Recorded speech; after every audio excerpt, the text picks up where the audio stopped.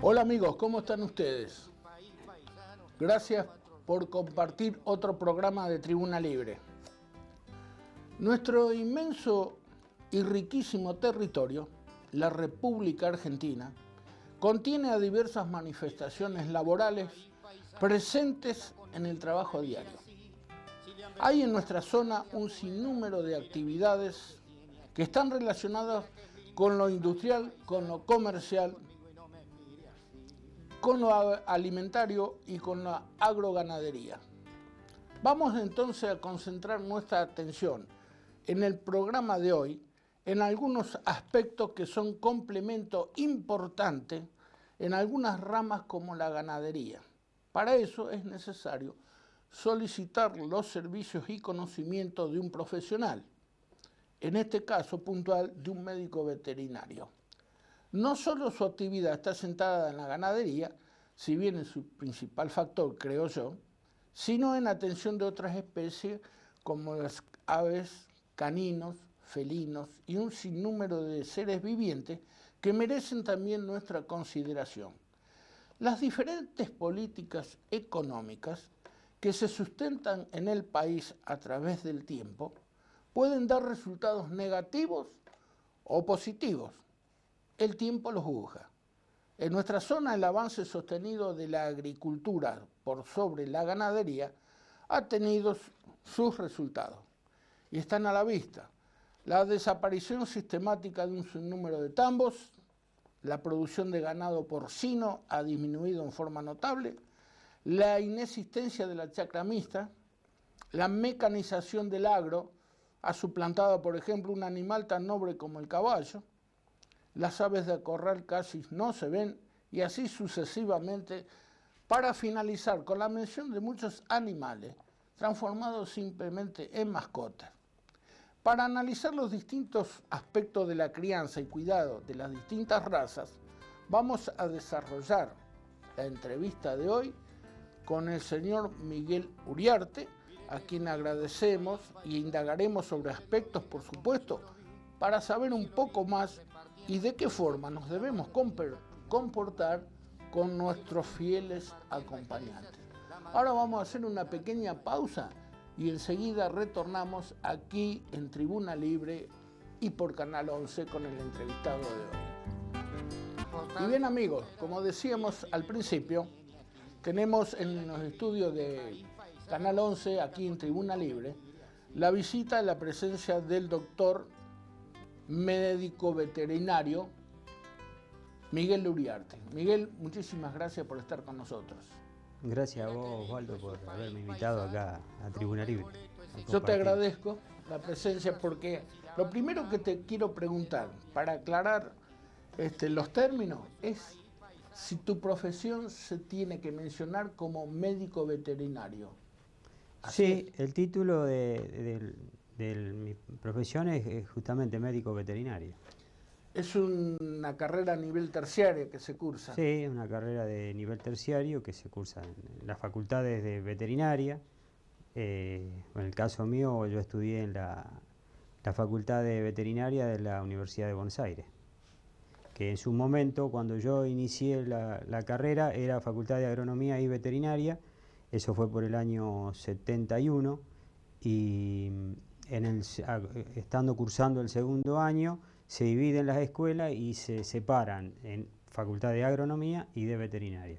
Por lo tanto, yo terminé de cursar en la Facultad de Veterinaria de la UBA, o sea, de la Universidad de Buenos Aires. ¿En la ciudad de Buenos Aires, Lucía? En la ciudad de Buenos Aires. ¿O en el conurbano? No, está en la Facultad Veterinaria de la Universidad de Buenos Aires, está prácticamente lo que es el centro geográfico de Buenos Aires, más o menos para que se ubique alguien que tenga referencia. ¿El Parque Pereira de Graola? No, eso es provincia de Buenos Aires. Esto es en La Paternal, sería Avenida San Martín y Chorroarín.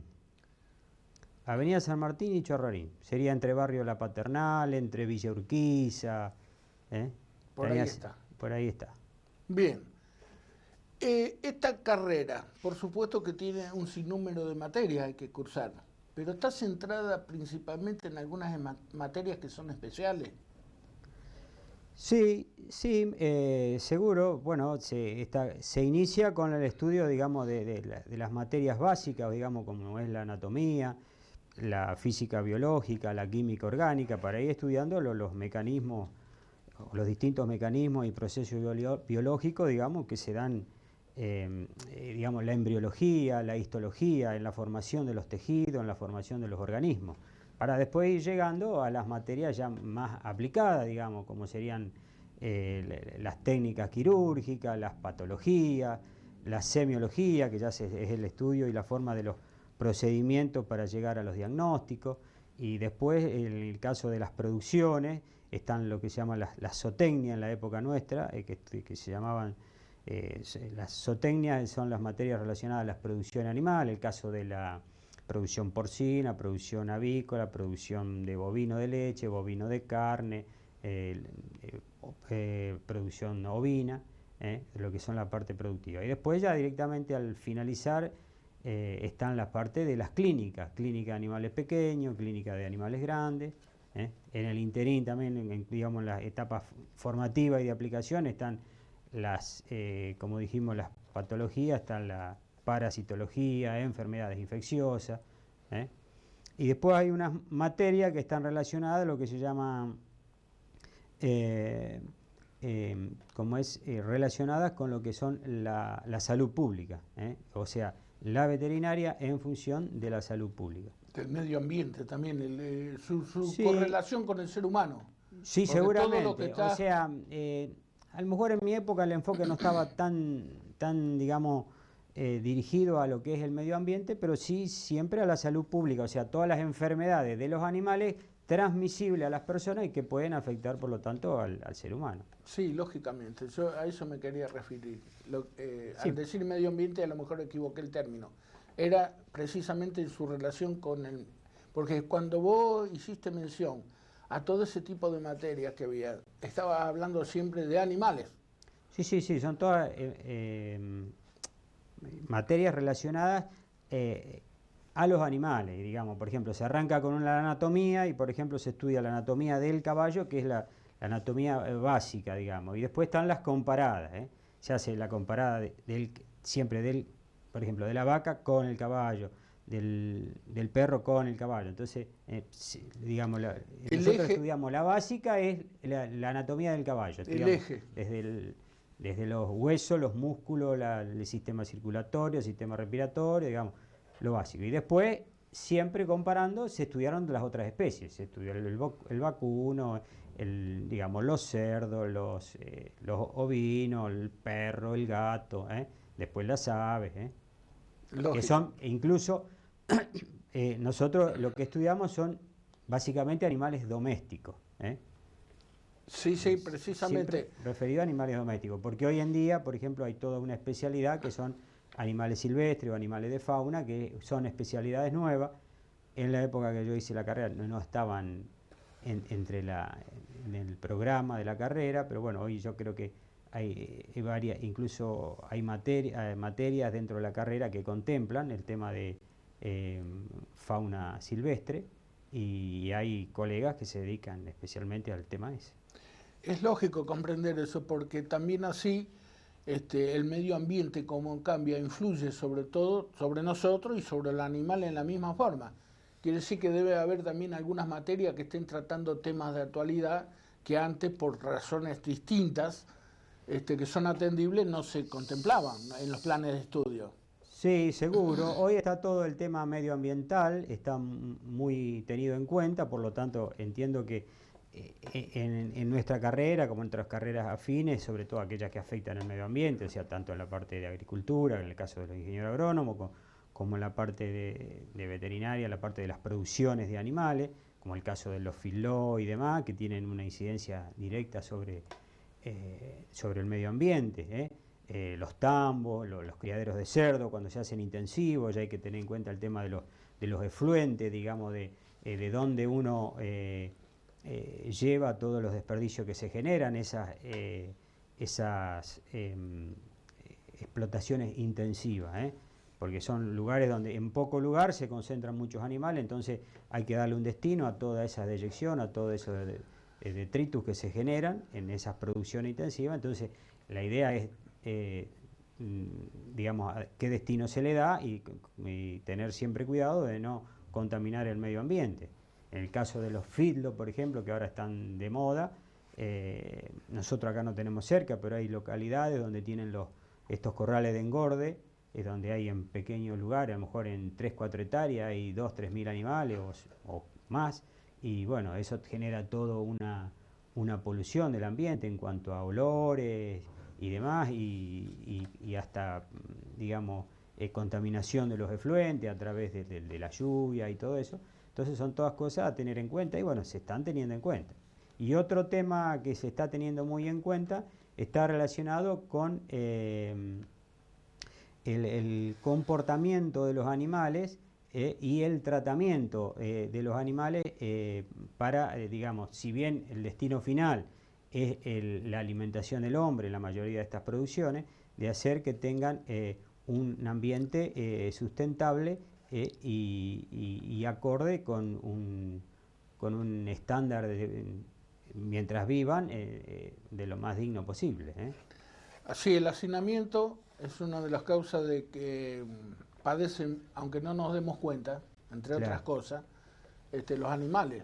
Lo padecen los seres humanos, los animales también lo padecen. Seguro. A veces no se pueden transmitir porque no tienen la razón del habla, pero este tipo de cuestiones están muy estudiadas, sobre todo en la parte de la Unión Europea, que son los que más hincapié hacen en este tipo de cosas. Y volviendo al tema de los feedlots, como vos decías y lo describías muy bien, nosotros tenemos, casi todo Bombal lo conoce, de pasar nomás, antes de llegar a Casilda, ahí tenemos un claro ejemplo de lo que es un feedlot, y también el que viaja para el lado de Chañar Ladeado, esto con la producción de bovinos, pero en Chañar Ladeado tenemos grandes productores de porcinos, y ahí también hay algunas cuestiones con el agua y a dónde están instalados los criaderos.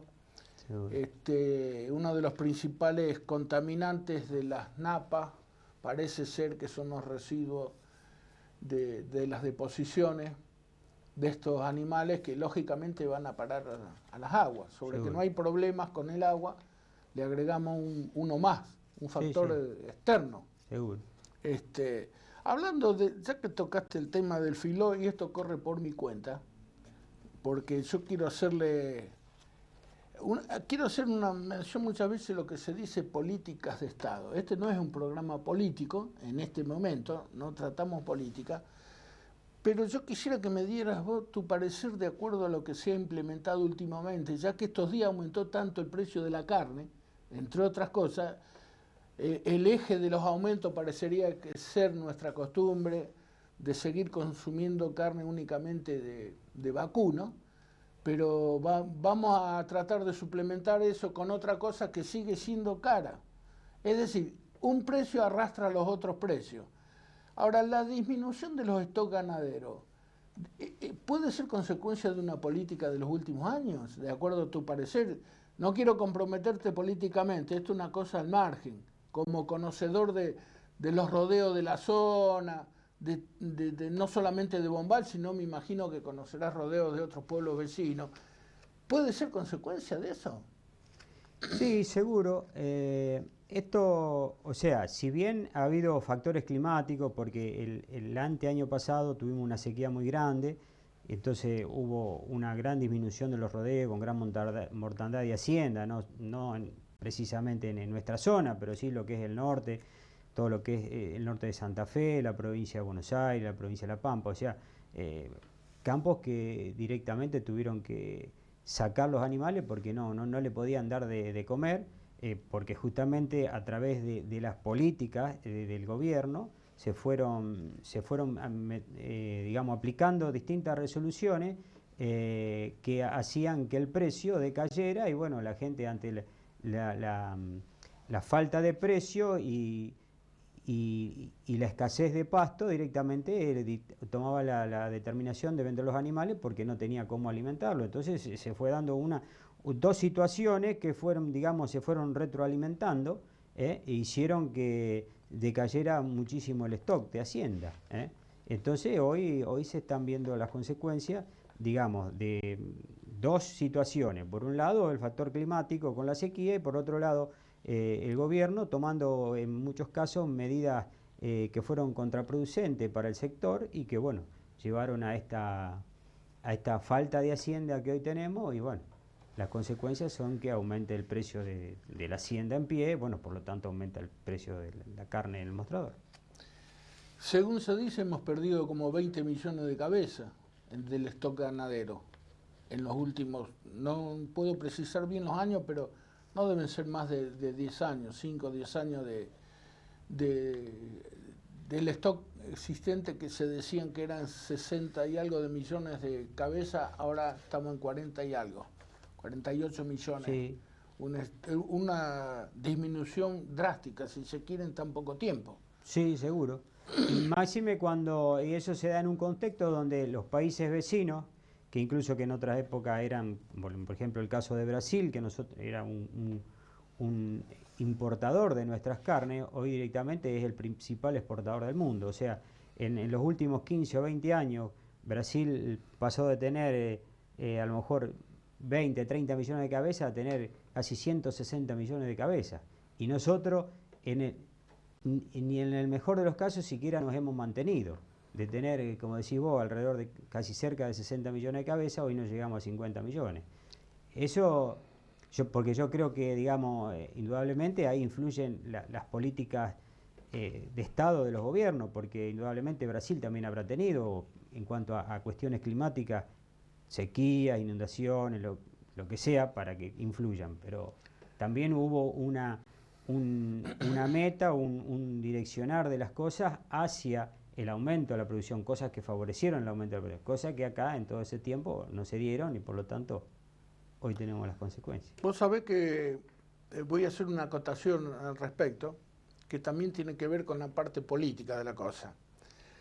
En las últimas elecciones que se celebraron en Brasil, donde la candidata oficial Dilma Rousseff no llegó al 50%, se quedó en el 46%, hay un aspecto de esas elecciones que tiene que ver con el medio ambiente y terminamos hablando de la ganadería. ¿Por qué? Hubo 30 millones de votos de indecisos, nulos, recurridos, de esos votos que se anulan.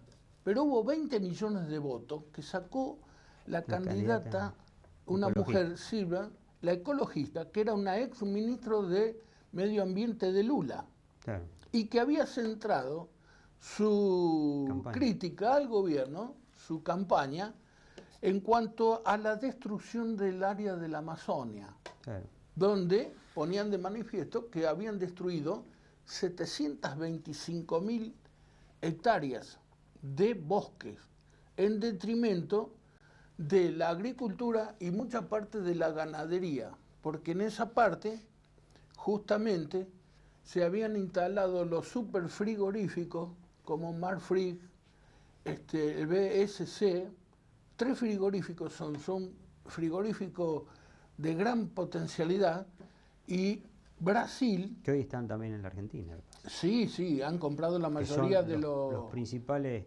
o sea, los dueños de los frigoríficos más grandes de la Argentina. Exactamente, hace unos años atrás ya habían venido los capitales brasileños a comprar frigoríficos a la Argentina. Pero volviendo al tema de Brasil, en esa cantidad de hectáreas de bosques de la Amazonia están instalados los frigoríficos, que además tienen un problema, digamos, no problema, sino, por un lado, Lula defiende la política ambientalista en las reuniones de medio ambiente, y por otro lado el Banco de Desarrollo, el Bandes, de Brasil, está asociado con estos grandes frigoríficos con políticas de apoyo, porque quiere, en estos momentos Brasil, de 2 de cada 3 toneladas de producción cárnica del mundo, de exportaciones cárnicas, las tiene Brasil, hoy. Y en el 2018 está proyectado que Brasil tenga casi el 100% de las exportaciones cárnicas del mundo. Así que mirá la proyección que tiene sobre el medio ambiente este tipo de actividades. Seguro. Por un lado, da trabajo, porque por supuesto en la industria frigorífica da trabajo. Pero por otro lado, hay algunos factores que están reñidos con el medio ambiente. Estuve leyendo el artículo que tenía que ver con la política, pero mezclado con la defensa del medio ambiente, y decían que los votos de esta candidata por el Partido Verde, que ahora dejó en libertad a sus afiliados, para que hagan lo que quieran, pero la política medioambiental le jugó en contra a Lula. Seguro. Eso por lo menos en el artículo que yo leí, Sí, en cuanto a los graves problemas, además que cuando se destruye el bosque, sabés los problemas que vienen colateralmente con eso, por la pérdida de la capa de tierra, bueno, el crecimiento inusitado de los ríos. Hay un montón de factores que están también muy ligados a ese tipo de cuestiones. Sí, sí. Volviendo a lo nuestro, aquí en la zona, por ejemplo, yo había mencionado en la introducción de que había prácticamente desaparecido la explotación lechera, Sí. o me equivoco, queda muy poco. Y sí, no desapareció porque hay un tambo que se mantiene, digamos, en la forma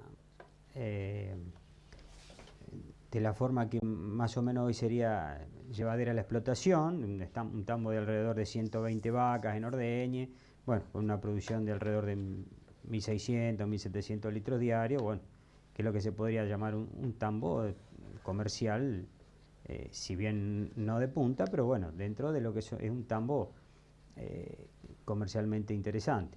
Y después hay un pequeño tambito más chiquito, que de muy poco volumen, y bueno, después eso es todo lo que hay en cuanto a tambo en nuestra zona. No hace muchos años atrás, recordá vos que en Bombal había muchísimo. Y sí, incluso había hasta una cremería. Hasta la cremería. Tantos tambos había que había una cremería.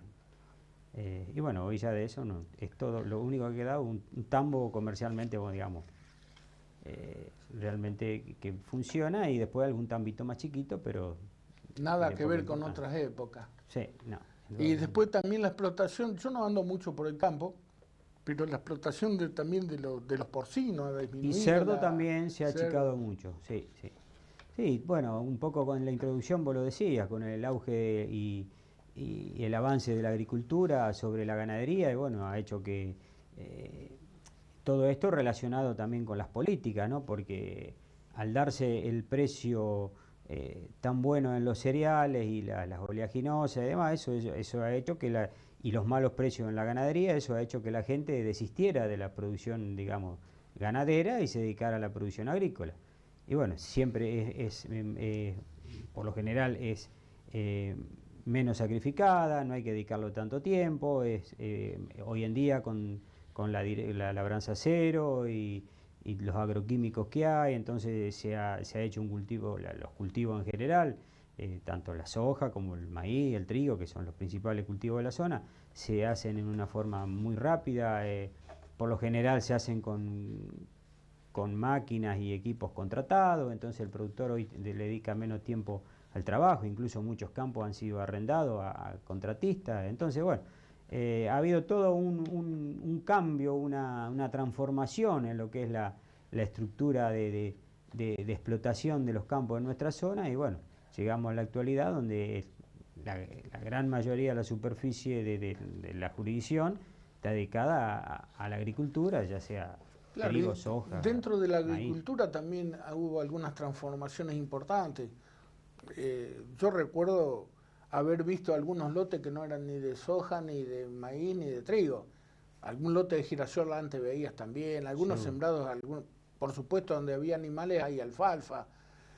Por ahí de vez en cuando, y muchos años atrás, había lino. Había otros sembrados. Por ahí se intentó hacer cebada.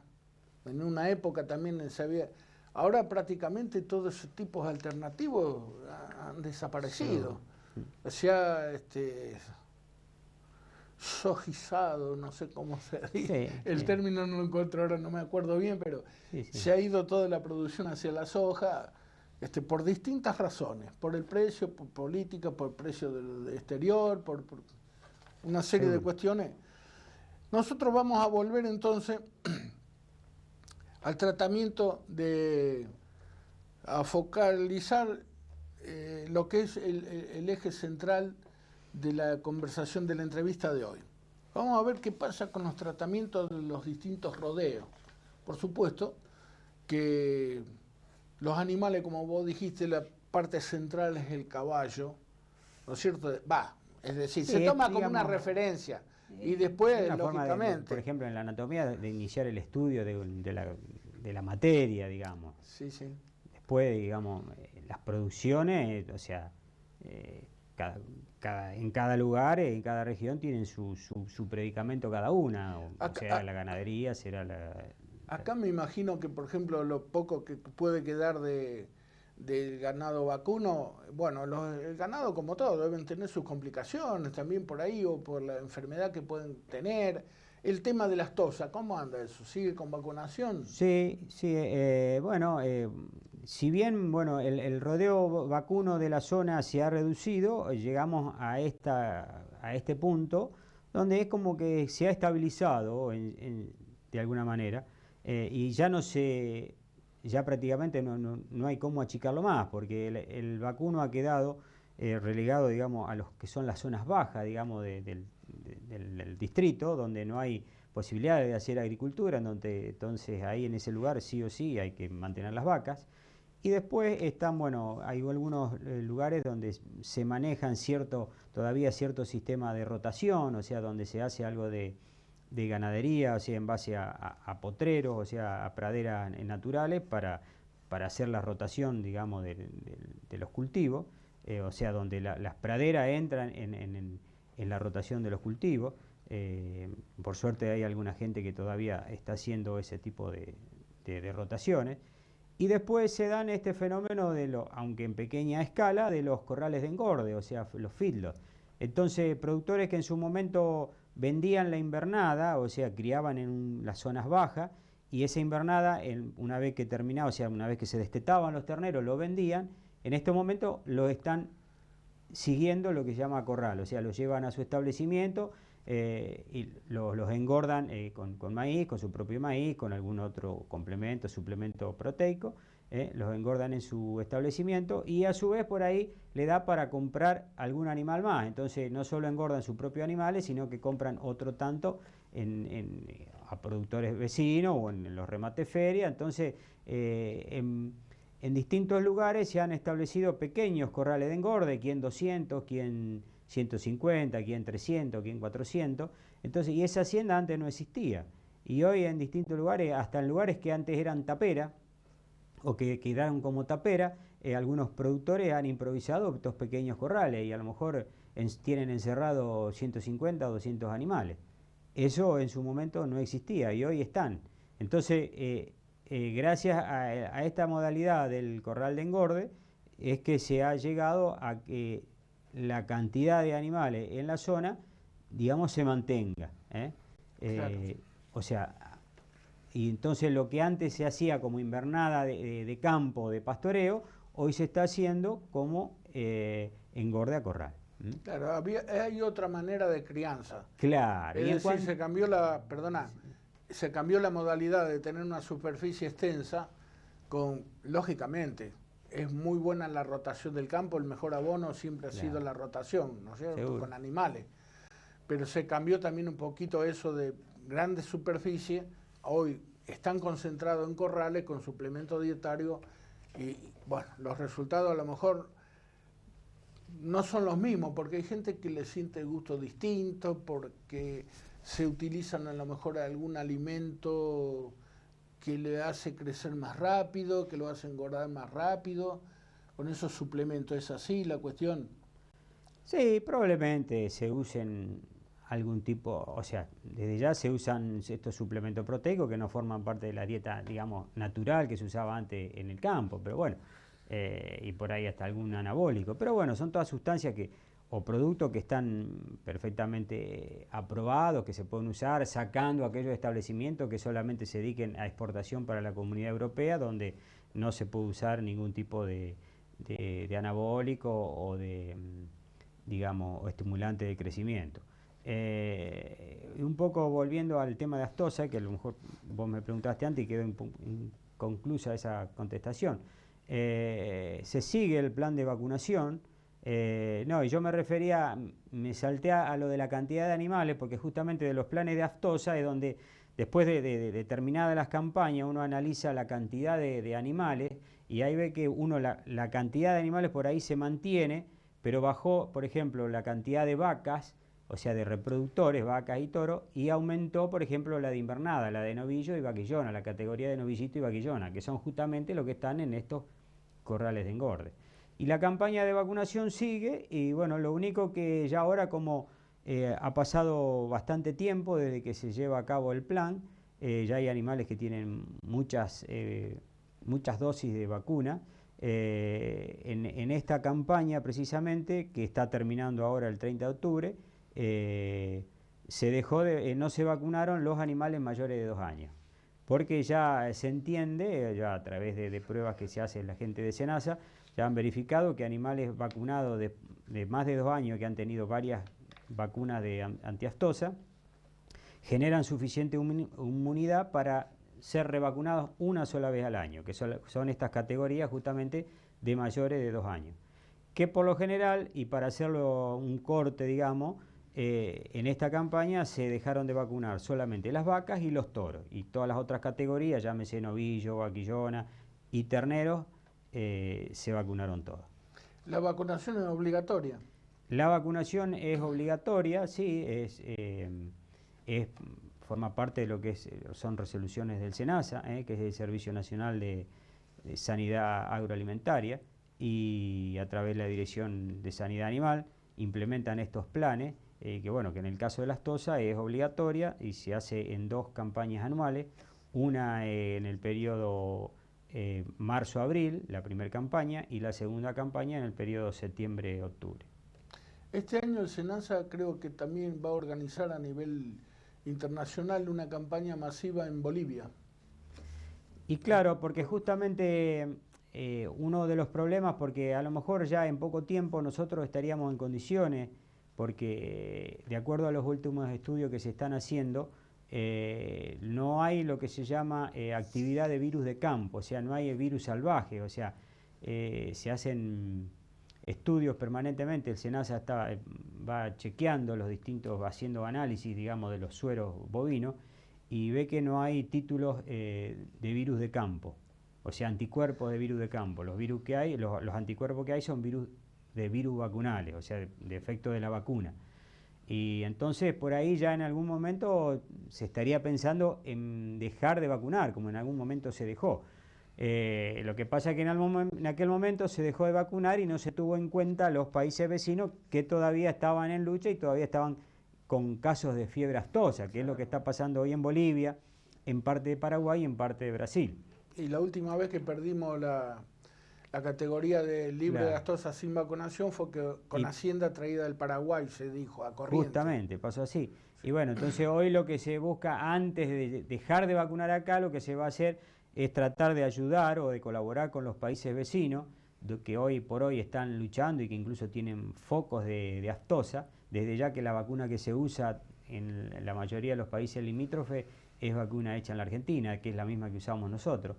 Entonces, bueno, o sea, antes de decidir de dejar de vacunar, se va a tratar, por un lado, de luchar en los países vecinos, sobre todo Bolivia y Paraguay. Y lo que se está tratando de gestionar en la OIE, que es la Organización Internacional de Epizotia, es de agrandar, porque nosotros tenemos lo que se llama una zona libre de aftosa donde no se vacuna, que es en la zona sur, debajo del paralelo 42.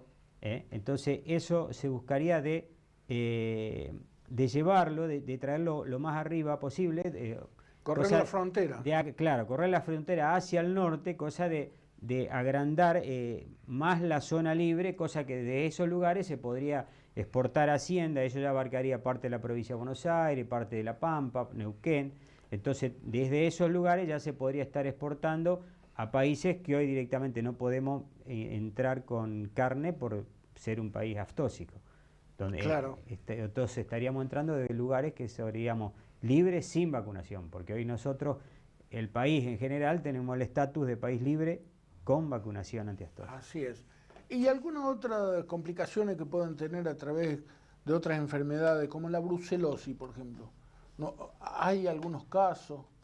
Y bueno, en brucelosis ¿Desapareció? también hay un plan a nivel nacional y también específicamente a nivel provincial, tan es así que hay un plan nacional y a nivel provincial tenemos lo que se llama el plan superador de brucelosis. Superador se entiende porque se mejoraron, digamos, las pautas, digamos, para llevar a cabo el plan a lo que era el plan nacional y que está aceptado, digamos, por el SENASA nacional. Y que desde este plan apunta en principio a sanear los rodeos y después a producir la erradicación de la brucelosis. Desde ya estos planes son obligatorios para las cabañas y para los tambos. O sea, los tambos y la cabaña tienen que llegar a ser libres, porque si no, ya tienen restricciones los tambos para la recepción de la leche, digamos, porque hoy las usinas lácteas a los tambos le exigen que sean libres de brucelosis y de tuberculosis. Y los rodeos las cabañas de reproductores, o sea que venden animales de pedigre, de genética mejorada, también se les exige que sean libres de brucelosis y tuberculosis. Para todo esto hay un proceso, digamos, que se empiezan a hacer en los distintos rodeos. El caso de la brucelosis se hace en sangrado y se analizan todo el rodeo. Eso es obligatorio por analizarlo una vez por año a todo el rodeo. Se sangra todo el rodeo, se lleva al laboratorio, se hacen los análisis correspondientes y bueno, y se va determinando la enfermedad, si existe o no. Claro, y se exige, hay que eliminar los positivos.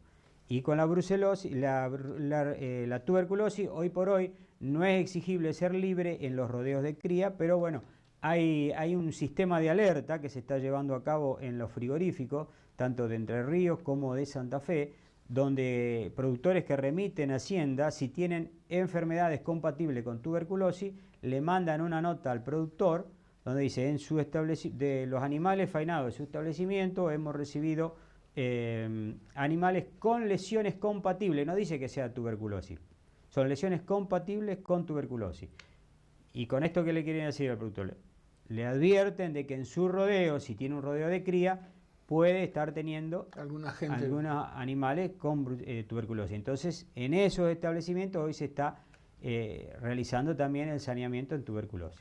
Y en cualquier momento va a venir, discúlpame porque esto lleva a una cosa, lleva a la otra, que hoy, si bien no es obligatorio, en cualquier momento ya se está tratando a nivel de SENASA, a nivel nacional, la implementación de el saneamiento y el libre de tuberculosis. De todas estas enfermedades que podés nombrar o que ya has nombrado, ¿cuál es la que más podría complicar al ser humano? ¿La aftosa, la brucelosis, la tuberculosis? No, la aftosa no. La bronquitis, qué sé yo. La aftosa es una enfermedad de lucha porque es afecta comercialmente la producción, sobre todo la exportación. O sea, nosotros hoy no podemos vender a países que son libres de aftosa. Llamémosle, digamos, todo lo que es Estados Unidos y todo el sudeste asiático, llamémosle Japón, que son clientes Estados Unidos, Canadá, y todo lo que es Japón y digamos la parte asiática, el oeste, Japón, China, claro, y demás. Exacto. ¿Y las complicaciones para el ser humano, por ejemplo, la brucelosis? No, en aftosa no hay problema. En brucelosis sí tiene hay un sinnúmero de síntomas que pueden afectar al ser humano. Tradicionalmente se la conocía como, y los primeros descubrimientos se hicieron en la isla de Malta, por eso que se le dice la fiebre de Malta, también se la conoce a la brucelosis, que le causaba a los pastores, a los que cuidaban las cabras, le daba una fiebre, sobre todo una fiebre en las horas del atardecer, fiebre, por eso se llamaba fiebre recurrente, porque a lo mejor durante el día bajaba la temperatura y a la tarde subía, ese es uno de los síntomas. Después causa otro tipo de lesiones a nivel de articulaciones. La infertilidad también decían que tenía que ver con eso. Algo afecta también, porque en masculina. algún momento suele causar hasta orquitis, o sea, lesión en los testículos, por ahí en un grado muy avanzado, ¿no?, de la enfermedad, pero puede llegar a causar orquitis. Vamos ahora a pasar a otra parte de todo esto que tiene que ver con la medicina veterinaria. Y nos vamos a enfocar el tema sobre las mascotas. Lo más común que hay en casa, perros, gatos, todo, le llamamos mascota. ¿Hay alguna reglamentación en vigencia como para tener ese determinado tipo de animales? Y lamentablemente no, pero hoy se está hablando mucho de lo que se llama la tenencia responsable de los animales, y tan es así que el Colegio Veterinario de la provincia, del que yo formo parte de la comisión directiva, está trabajando e incluso presentó un proyecto de ley sobre tenencia responsable de los animales, de las mascotas justamente. Sí, hemos visto lamentablemente en la crónica casi siempre, desgraciadamente, personas que han sido mutiladas hasta muertas. No Claro. hace mucho tiempo, acá en una localidad vecina, creo que fue en Cañada de Luque, un hecho desgraciado, no sé en qué terminó eso, pero una jauría de perro había atacado a una mujer, Sí. que no sé si la señora salvó su vida o no, Sí, sí. pero también había quedado con graves mutilaciones. Por ahí hace poco tiempo en Buenos Aires una chiquita fue muerta por perros. Generalmente estamos enfocados en algunas razas consideradas peligrosas. Hay razas más peligrosas que otras. Sí, sí, sí. Justamente esta ley esta ley que presentó el Colegio Veterinario en la legislatura de la provincia, se llamaba de bienestar animal y tenencia responsable. O sea que si bien estaba enfocada, o sea, a la tarea de darle bienestar al animal vía como es campañas preventivas de vacunación, llámesele de rabia, desparasitaciones, castraciones para evitar, digamos, la superpoblación animal, el perro vagabundo y demás. Si bien estaban contemplados todos esos aspectos, también estaba contemplado el tema de la tenencia responsable por justamente estas razas peligrosas que hay, que hay de distintas razas, llamémosle, qué sé yo, el Rottweiler, el Doberman, el Pitbull, unas cuantas, el Dogo. Hay montones de razas, digamos, que son potencialmente peligrosas. Y bueno, hoy también se está hablando justamente, y en esta ley estaba contemplado el tema del chip, para que mediante la aplicación del chip poder tener perfectamente identificado al animal con todas las características del animal, donde incluso a través de ese chip uno puede llevar hasta una historia clínica, pero básicamente también tener detalles sobre el propietario del animal, cosa que de alguna manera tener bien identificado al animal y a su dueño. Según tu criterio, si bien estas razas ya a lo mejor traen intrínsecamente incorporado en algún gen que lo hace más agresivo que otro, también mucho tiene que ver, o no, decime, ilustremos a la audiencia, que tiene que ver mucho el adiestramiento que se le da al perro o al gato o lo que sea, pero sobre todo hablemos de los perros, porque son los que más involucrados están en hechos lamentables. El adiestramiento, el cuidado, la observación de las conductas, eso tiene mucho que ver con a dónde vive el animal, cómo, y seguro, con quién desde ya que son, al ser animales que son potencialmente agresivos, es importante que eso, o sea, que los dueños sepan el animal que se están llevando a la casa y la finalidad que le van a dar. O sea, porque por ahí mucha gente lo lleva por seguridad. Hoy con el tema de seguridad dice, yo meto un perro bravo en mi casa, pero no mide las otras consecuencias. O sea, por el lado de seguridad está bien, sí, porque estoy seguro de que si entra alguien a mi casa a querer robar, el perro va a salir y los va a correr.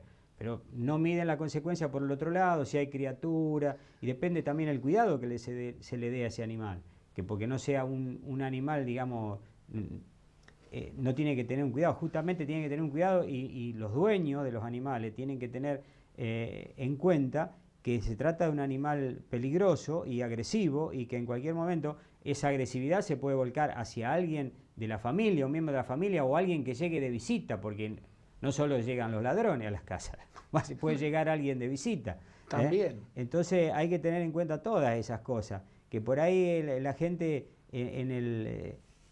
con la idea de decir, bueno, yo me traigo un perro por una cuestión de seguridad, pero no tiene en cuenta todas las otras cuestiones. Entonces es muy importante. Y hoy por hoy hay gente que se dedica a adiestrar los perros y bueno, que saben responder a determinadas órdenes.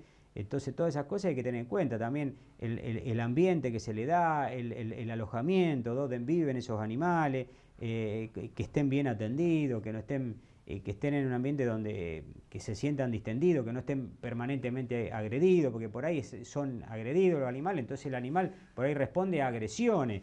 De, qué sé yo, de los mismos chicos, de la gente que pasa. Entonces hay que saber dónde se alojan esos animales y darle el cuidado que corresponde y tener siempre las precauciones que son animales. Si son animales potencialmente peligrosos, hay que tener en cuenta que en cualquier momento sí, lamentablemente se siempre puede, parecería que vos, conservaron un instinto justamente que lo hace diferente al ser agresivo. humano, ¿no? Lamentablemente. Mira, estaba leyendo vez pasada que las principales mutilaciones a veces cuando con las criaturas, con los pequeños, se producen a nivel del rostro. Sí. Pero uno dice, ¿por qué? Bueno, porque es la diferencia del animal cuando está acostumbrado a atacar. Algunos van a las manos y otros van al rostro. Pero en la parte del rostro se llegó a la conclusión de que era en esa parte del cuerpo, sobre todo con criatura, porque era lo que más estaba a la altura del hocico. Claro. Entonces era la parte más vulnerable, lógicamente una criatura totalmente desprevenida, indefensa, presa fácil para un animal de esta característica, ¿no es cierto?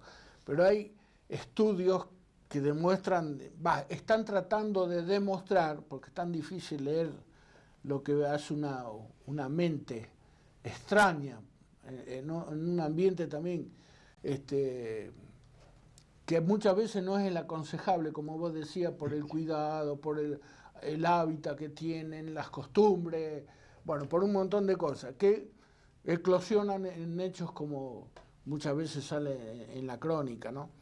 Bueno, me imagino que este tipo de animales, ya sea perro, gato, tortuga o lo que sea, sufren también como un ser humano un montón de complicaciones. Puede tener, qué sé yo, complicaciones cardíacas, o pulmonares, o de riñones, o musculares, o por pelea o por naturaleza. Es así, ¿no es cierto? Sí, sí, seguro. Tienen enfermedades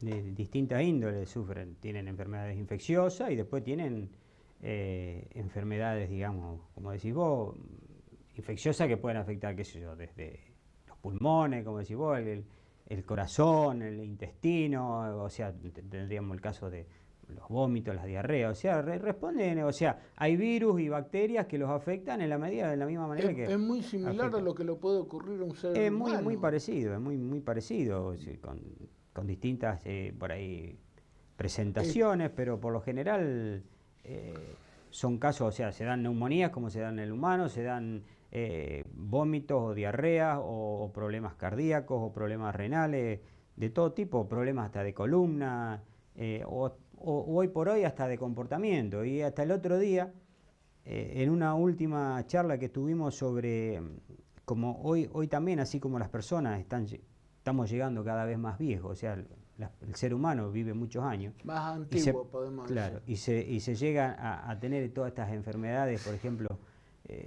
del área cognitiva, como son el Alzheimer y demás. El otro día en una charla también. ya me llegué a enterar de que los gatos tienen Alzheimer. Para mí era toda una novedad. Y bueno, viven tantos años, hoy ya hay gatos que han llegado a vivir hasta 33 años. ¿Y cuál es la vida normal, por ejemplo, de un gato? Y un gato promedio, normalmente entre 15 y 16 años, 18 años. Pero justamente este era un médico veterinario de Barcelona y especializado en medicina felina. Y este hombre explicaba de que ya en los gatos se han detectado, digamos, síntomas compatibles con el Alzheimer.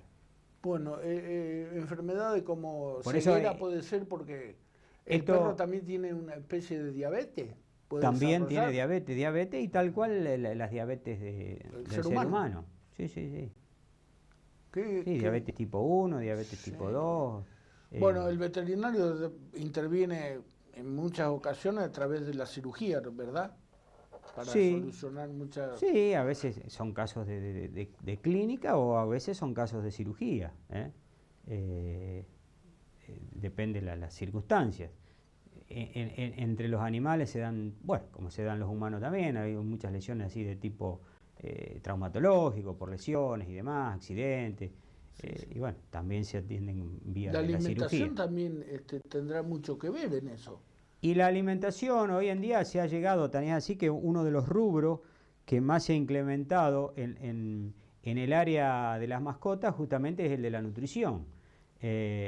Cuando antes directamente los animales, tanto el perro o el gato, digamos, las mascotas más comunes que estaban en la casa, se alimentaban, digamos, de la sobra de la comida de la familia, digamos. Claro. Y hoy en día, en todos estos animales se les compra el alimento balanceado y comen el alimento balanceado. Porque se ha desarrollado toda una tecnología y todo un conocimiento a su vez respecto de las calidades y de la forma que tienen que tener los distintos alimentos, con los distintos nutrientes, que contengan los distintos nutrientes, y de la forma para que sean más palatables, más saludables y adaptados. Hoy hay desde alimentos balanceados para las distintas edades, digamos, para el cachorro, para el adulto, para el perro, digamos, maduro, o sea, el perro viejo, o gatos también. Incluso ya hay alimentos balanceados hasta por razas, no solo por edades, sino por raza. Para cada raza un alimento, porque cada raza a su vez tiene su especificidad en cuanto a la digestión de los alimentos. Hay animales que toleran un alimento, hay otros que no lo toleran. Entonces incluso se ha llegado a tal especialización en cuanto a la nutrición, que hay hasta alimentos medicados. Hay, hablando de lo que decías, enfermedades, hay alimentos para perros con problemas intestinales, hay alimentos para perros con problemas renales, hay alimentos para perros con problemas cardíacos, con problemas de diabetes. Y para cada enfermedad hay un alimento balanceado indicado, o sea, se llaman esas dietas terapéuticas, pero bueno, ya vienen formuladas por, digamos, las fábricas estas de alimento balanceado para cada enfermedad. Es notable lo que ha avanzado, bueno, el tema de la medicina también para los humanos también avanzó mucho. Lo mismo debe ser en la rama de los estos habitantes que cohabitan todo el día con nosotros. Compañía muchas veces en infinidad de oportunidades y de compañía para el ser humano. El perro se ha dicho que es el Mejor amigo del hombre. el fiel amigo del hombre, ¿verdad? Un dato que no quiero dejar pasar por alto. ¿Eh? Cuando decíamos antes de los caballos, hace poco estaba leyendo un dato. Argentina es el primer exportador de Carne equina. carne equina en el mundo y está centrada la mayor actividad en la provincia del sur de Córdoba, en Río Cuarto. Sí. Tengo entendido eso, a lo mejor. Sí, uno de los frigoríficos más importantes está ahí. Lo que me extrañó de que fuéramos el primer país de exportación de carne equina. No sé, la verdad que no era un dato que no lo tenía muy presente. Y sí, y siendo que a su vez la carne equina acá no se consume, está prohibido para el consumo humano en el país, pero sí está permitida la exportación. Sí, ese es O un sea, dato relevante. no se consume, pero se exporta. Bueno, una última recomendación te voy a pedir para aquellos habitantes de nuestro pueblo que tengan este tipo de animales, donde hay que prestarle mucha atención, porque muchas veces No estoy en contra de la tenencia, el que quiera tener un perro, 2 perros, 3 perros, 10 perros. Para mí me es indistinto. Lo que pasa es que hay que brindarle la comodidad en tu casa, en tu lugar, en tu espacio, y que no sea molestia ni peligro para los habitantes, el resto de los habitantes del pueblo. ¿Me entendés a lo que apunto yo? Sí, de sí. que fenómenos también que tengan, pero un manejo responsable, que habría que decirle que no abandonen las campañas de vacunación, que Y la rabia seguramente. ya no existe más, o si existe muy, No, la muy rabia pocos casos. existe y es un problema muy serio ¿Con los murciélagos? con el murciélago. La rabia aparecía antes en el norte, llamémosle Salta, llamémosle Jujuy, que incluso hay casos, porque el reservorio es justamente del murciélago, y hay casos en vacunos y en perros. Sí, sí, sí. Y desde ya, bueno, hay todo un peligro de que pueda haber un problema a nivel humano. Pero por eso que no hay que bajar la guardia. Por suerte acá en esta zona no hay, pero no es nada improbable que en algún momento Se podría desata. llegar a haber. Entonces lo Sí, sí. importante es, la recomendación sería que no se dejen de hacer las campañas masivas de vacunación Sí. a través de las municipalidades, de las comunas. Y bueno, y respecto del control, digamos, de la población de animales, sobre todo vagabundos, lo importante es que se lleve a cabo un plan de esterilización. Eso es muy importante, tanto de esterilización de perros como de gatos, como tanto de macho como de hembra. También así, un poco para contar una anécdota, en Europa no existe el perro vagabundo. Tan así que hay lugares de Europa donde importan perros, porque uno quiere un perro, ni siquiera hay de criadero. Pero ¿qué pasa? En Europa alguien compra un perro o un gato, perro o perra, o gato o gata, y la recomendación es, o la exigencia es, aparte de hacerle todas las vacunaciones preventivas para las enfermedades propias de los animales, moquillo, parvovirus, coronavirus, lo que sea, todas las enfermedades, la antirrábica, es esterilizarlo. O sea, entre otras exigencias, hay que esterilizarlo. Evitar Cosa la... que solamente no lo esteriliza aquel que se inscribe como criador. Yo soy criador de una determinada raza, bueno, entonces viene el servicio que corresponde del Estado y me controla que yo tenga el perro, la perra, que tenga las condiciones para que ese animal viva con el bienestar que le corresponda, y yo estoy inscrito como criador, entonces por lo tanto puedo vender las crías de mis animales. Pero si yo no soy criador, yo compro un perro, lo tengo que castrar, compro una perra, la tengo que castrar, compro un gato, lo tengo que castrar, compro una gata, la tengo que castrar. Entonces hay lugares de Europa donde desde ya no existe el perro vagabundo. Incluso para comprar una mascota tienen que traerlo de afuera, porque en el país no existe. Un dato interesantísimo. Sí. Procreación responsable. Eso se llama justamente tenencia responsable Claro. y bienestar animal, que es toda justamente una de estas nuevas materias que se están dando en la Facultad de Veterinaria, el tema del bienestar animal que antes habíamos hablado. Y que, bueno, que es importante porque hay ya te digo, una ley, un proyecto de ley que presentó el Colegio de Veterinario, fue bajado ese proyecto y de alguna manera desacreditado, sobre todo por las protectoras animales de la zona de Rosario y demás, que quieren declarar, Rosario ya es declarado municipio no eutanásico y quieren declarar la provincia no eutanásica, y todo eso por ahí conlleva algún concepto erróneo de lo que es, justamente la tenencia responsable y el bienestar animal. Y por ahí se le achaca al colegio de que quiera salir a matar perros y gatos, y no es esa la idea. La idea justamente es que la gente, los dueños de los animales, si bien le brinden el cariño, a su vez sean responsables de la tenencia de ellos. El día que alcancemos los niveles de cultura que tiene Europa, como vos dijiste antes, quizás nos demos cuenta cuál es el kit de la cuestión. Seguro.